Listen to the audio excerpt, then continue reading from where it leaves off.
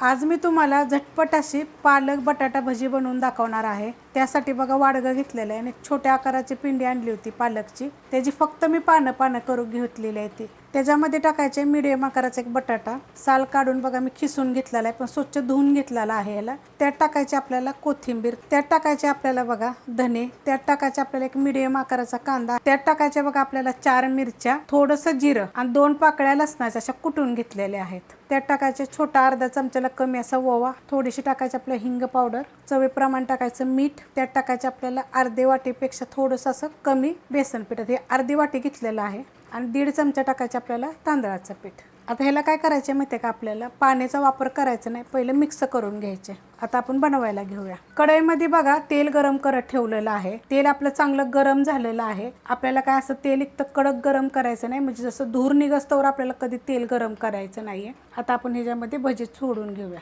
अशा पद्धतीने सोडली तरी चालतात किंवा अशी गोल जरी तुम्ही केली तरी पण चालू शकतात।